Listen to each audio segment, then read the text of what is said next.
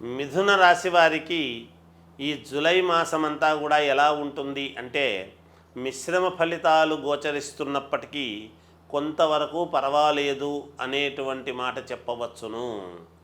ఏదైనా దీర్ఘకాలికముగా మీకు కావాల్సినటువంటి పని ఉంది అంటే ఆ పని మాత్రం తప్పకుండా జరిగి తీరుతుంది. అయితే ఖర్చు పెట్టేటప్పుడు మాత్రము కొంచెం అనవసరమైనటువంటి ఖర్చులు పెట్టకుండా జాగ్రత్తగా ఆచితూచి ఖర్చులు పెట్టుకోవాల్సినటువంటి అవసరము ఏర్పడుతుంది. మీకు అనుకున్నంత డబ్బులు చేతికి రాకపోవచ్చు. కొన్ని సందర్భాలలో కొన్ని వాటికి మాత్రమే అందడము, కొన్ని వాటికి అందకపోవటము లాంటివి ఉంటాయి గాక చిన్నపాటి మానసికమైనటువంటి క్లేశం అంటే మనస్సుకు ఏదో బాధ కలిగించేటువంటి విషయము జరగవచ్చునేమో అనేటువంటి ఇది ఉన్నది. తర్వాత వ్యాపారాలు చేసుకునేటువంటి వాళ్లకు ఎక్కువ లాభాలు వస్తాయి అనేటువంటిది కాదు, కానీ యథావిధిగా అనుకూలవంతముగా ఎంతవరకు రావాలనో అంతవరకు వస్తాయి. డబ్బును మాత్రము జాగ్రత్తగా ఖర్చు పెట్టుకోండి. నమ్మి ఒకరికి ఎవరికైనా పూచి ఉండడము కానీ చేయటము కానీ అలాంటివి చేయవద్దుగాక.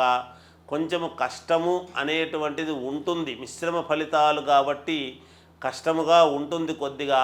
అయినా దాన్ని మీరు ముందుకు సాగేటువంటి విధంగానే ఆలోచన చేసి ముందుకు వెళతారు అనేటువంటిది ఉన్నది.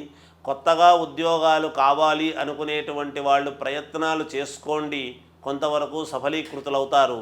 విదేశాలకు వెళ్ళాలి అనుకునేటువంటి వాళ్ళు కొంచెం ఆగి వెళితే మంచిది, జాగ్రత్త వహించండి. అంతేకాకుండా చిన్న వ్యాపారస్తులు దగ్గర నుండి పెద్ద వ్యాపారస్తుల వరకు మధ్య మార్గముగా డబ్బు వస్తుంది, కానీ చాలా వస్తుంది అనడానికి ఉండదు.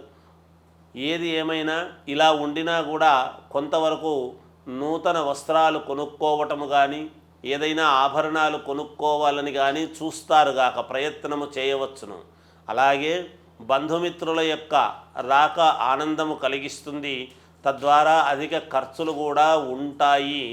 మానసికమైనటువంటి క్లేశం అనేటువంటిది కలగవచ్చును. ఆరోగ్య పరిస్థితులు బాగానే ఉంటాయి, ఎటువంటి ఇబ్బందులు ఉండవు. ఇంకా మెరుగైనటువంటి ఫలితాలు మీరు సాధించుకోవాలి అని గనక మీరు అనుకుంటే మీ ఇంటి దేవుణ్ణి మీరు ఆరాధన చేసుకుంటే మీకు మేలు జరుగుతుంది అనేటువంటిది ఉన్నది. విద్యార్థిని విద్యార్థులకు యోగవంతముగానే ఉంటుంది గాక. జయోస్తు.